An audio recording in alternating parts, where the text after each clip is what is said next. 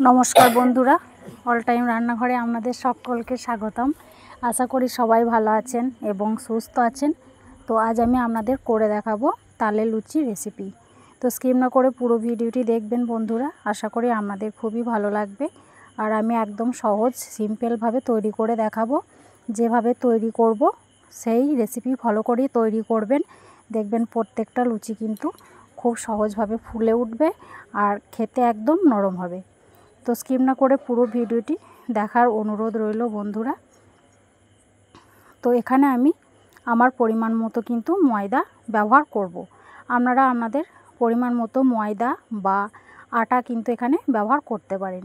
তো আমি ভালোভাবে ময়দাটাকে চেলে নেওয়ার পর এখানে ব্যবহার করেছি। ময়দার মধ্যে স্বাদ মতো লবণ দিয়ে দিলাম আর সামান্য পরিমাণে চিনি কিন্তু এখানে দিয়ে দিলাম। তো চিনিটা কিন্তু অবশ্যই ব্যবহার করবেন। চিনি যে শুধুমাত্র স্বাদ আনে তা নয়, এই লুচির মধ্যে চিনি ব্যবহার করলে কিন্তু লুচিগুলো খুব সুন্দর ফুলে ওঠে আর কিন্তু খুব নরম হয় খেতে। তো চিনি আর নুনটাকে ভালোভাবে কিন্তু ময়দার সঙ্গে মাখিয়ে নিলাম। তারপর এখানে 1 চামচ ঘি আর 2 চামচ মতো সর্ষের তেল কিন্তু ব্যবহার করলাম। আপনারা চাইলে কিন্তু ঘি দিয়ে শুধু ময়ামের জন্য ব্যবহার করতে পারেন। এখানে আমি ঘি আর সর্ষে তেলই ব্যবহার করলাম, সাদা তেলের ব্যবহার কিন্তু এখানে আমি করছি না। আপনারা চাইলে কিন্তু করতে পারেন।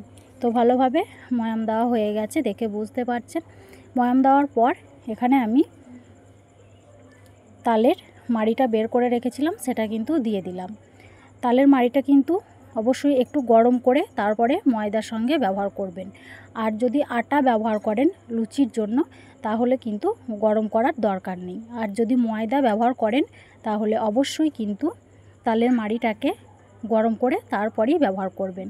তো তালের মাড়িটা দেওয়ার পর ভালোভাবে মাখিয়ে নেব ময়দাটাকে। মাখানোর পর উপর থেকে আবারও একটু সর্ষের তেল দিয়ে দিলাম। দেওয়ার পর আর একটু ভালোভাবে মাখিয়ে এটাকে 10 থেকে 15 মিনিটকার জন্য একটু রেস্টে কিন্তু রেখে দিতে হবে।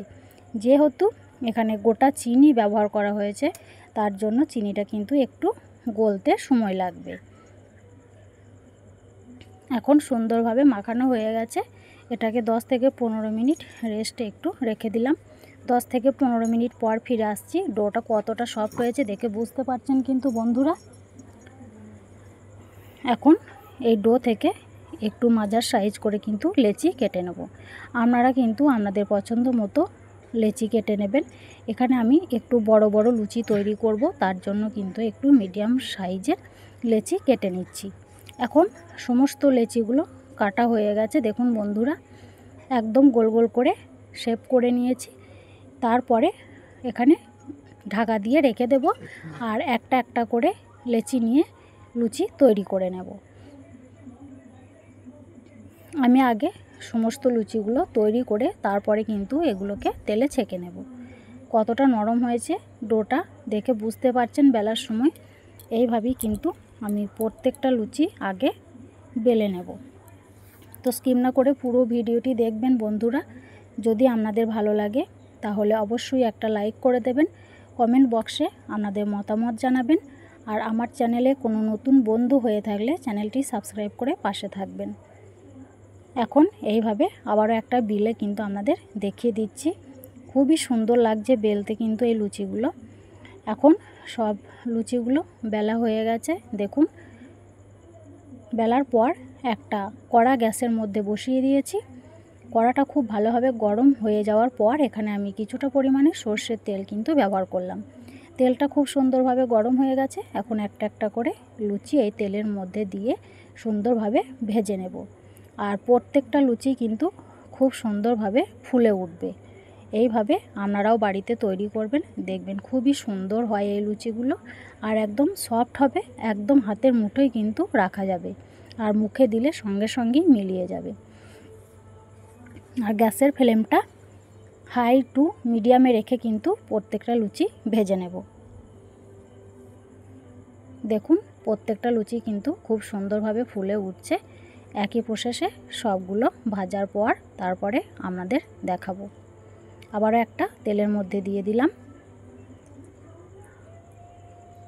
আর ওপর থেকে একটা ছাকনার সাহায্যে একটু একটু করে তেলটা ওপরের দিকে ছিটিয়ে দেবেন, তাহলে দেখবেন খুব সুন্দরভাবে কিন্তু ফুলে উঠবে লুচিগুলো।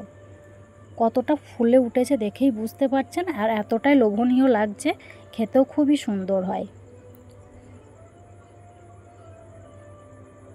এইভাবে সবগুলো কিন্তু আমি ভেজে নেব।